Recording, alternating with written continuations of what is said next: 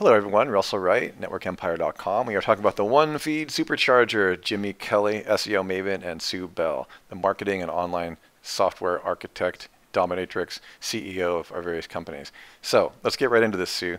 What are you going to show us today on, let's get into the advanced features of one feed supercharger. Evilness, much evilness is afoot. Evilness. So like now you've got your feeds, right, from the Right. various two videos before. They should have seen those, right? They really should go back and watch the other two videos. Go watch those. Yeah, and so now at this point, you can come over here. You can grab your link location for your feed. You can check it out to make sure that it is what you want it to be. And then we can start doing evil things with it. All right? They should always look at their feed, right? Make sure it's properly formed and so on and so forth. Yeah, make sure that it looks the way you want it to look. Yeah, gotcha. So we'll just dig in. One of the places that you can put your feed is into feed burner, right? You just you just go to feedburner.google.com, and you just stick your feed right in there. Hit next a couple of times. Keeping in mind that this is also tied to your Google dashboard. You know, for those of you we've been talking to about that. Okay. So and then once you've got your feed created, you come here to publicize, and there are things that you can do with it. Yeah. Right. Ping shot, socialize, buzz boost, those kinds of things. Fun ways that you can get your feed out there a little bit further. Yeah. There's other locations as well that you can stick feeds. Like many other ways. We're not going to in any regards get even close to comprehensive locations. We just want to give you an idea of why feeds are important and what's going on when you submit them. Absolutely. So, well, tell me a little bit, Sue, when you submit through things like FeedBurner and FeedBlitz. FeedBlitz is a software that's similar to FeedBurner. It was designed to prepare for the possible deprecation of FeedBurner, which never ended up happening. So now there's two locations for you.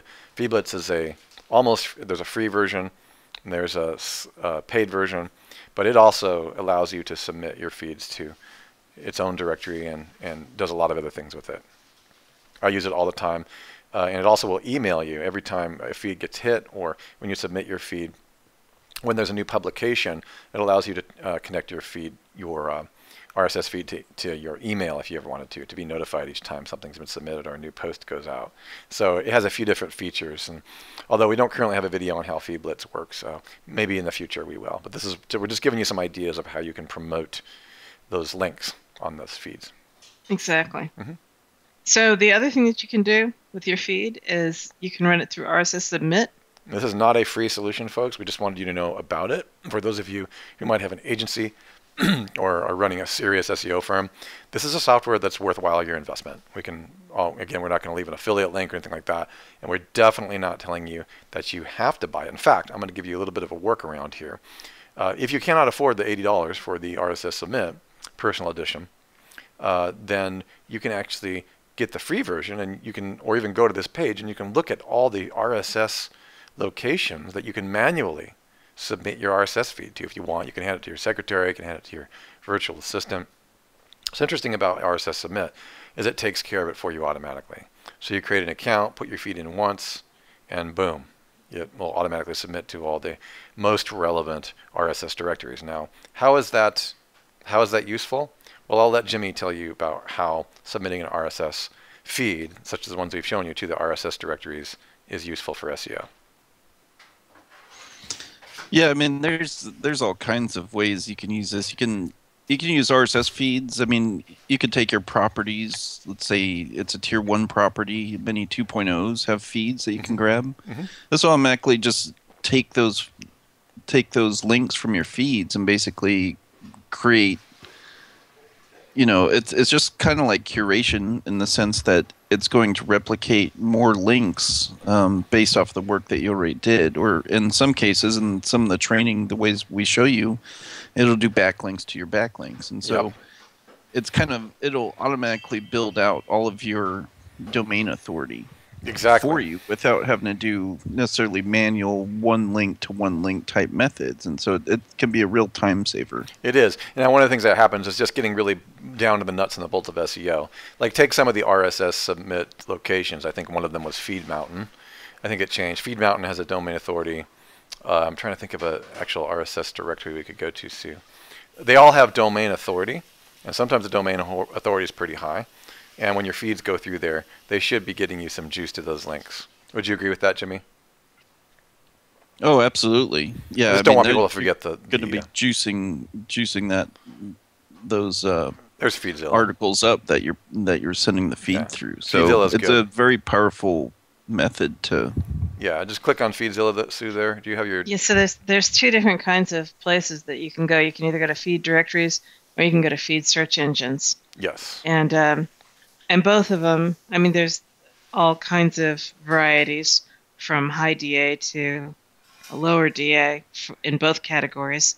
But the cool thing about them, yeah, this is actually not that. This is where you buy content feeds. We talk about. Right. I thought it was Feed Mountain. The cool thing about it is when you get your feeds posted there, then you've got the link that comes from either the directory or the search engine itself. Plus, the very nature of those sorts of places is people are looking for content for their blog, right? They're looking for ways that they can get some fresh content on their blogs. So they'll pick up your feed and republish it on their blogs if it's relevant to what it is that their blog is about. Yep. So, and if it looks interesting, which is why in the OneFeed Supercharger, we let you combine your feeds together with other things. So if you have a blog that doesn't have a lot of images on it, you might want to combine it with your YouTube channel so that you get more images in your blog. If you don't actually blog really regularly, you can combine it with somebody, an authority in your market who's not a competitor. And then, if they publish more regularly, if their frequency of publish is higher, then that lends your feed to get picked up. Wow, that's a great point. So if you have a non-competitor or a relevant thematic partner or just somebody who's in a similar topic or a related tangent topic that's not a competitor, and they're publishing 5 times more than you, they're going to drag your feed with OneFeed Supercharger. They're going to drag those publishing dates out there, and then you're going to get pinged. And when you add that to what, I don't want to slide over what Sue just said, because this is what I discovered quite literally by accident early on, a couple years back, is steal this feed, I call it. Yeah. I mean, this is what happens is when your content, the reason that we know that people steal them, or borrow rather, I'm not going to use the word steal, because there's nothing wrong with doing that, is because we do this on one of the layers of our networks. Okay? Right. We generate content out of your feed, and it's good for you, more or less, the way that, I'm happy, especially when it comes to video or other things, I'm happy when the feed's out there and it's getting syndicated and, getting juice, generally speaking, and there's exceptions, obviously, which Jimmy could get into all day, like he does with Traffic Hospital and everything else. But when you know what you're doing and you're doing it right, you can welcome that theft or that borrowing of feeds, and then you just literally are getting your content and links back to your content from high DA and sometimes high PA sites. Is that correct, Jimmy? Yeah, absolutely. I mean, there's so many applications for this. I mean, you could even, and I think we even did a video for this with Social Explosion. We did. And with that, particularly, we walked them through a method that you can actually create a feed from a bookmark site in one of those videos. And that's right. It's so powerful that you can, I mean, you could just go nuts. With backlinks to the backlinks to the backlinks.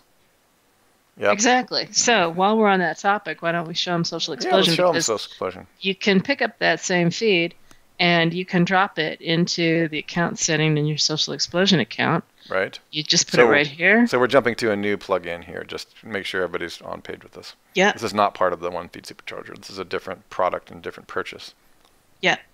But you can drop your feed in here. I wouldn't necessarily drop in a feed that you've braided with somebody else's feed, because what you're going to do is you're going to click whichever platforms you want, set your frequency and your duration, and this will automatically create social signals to that feed.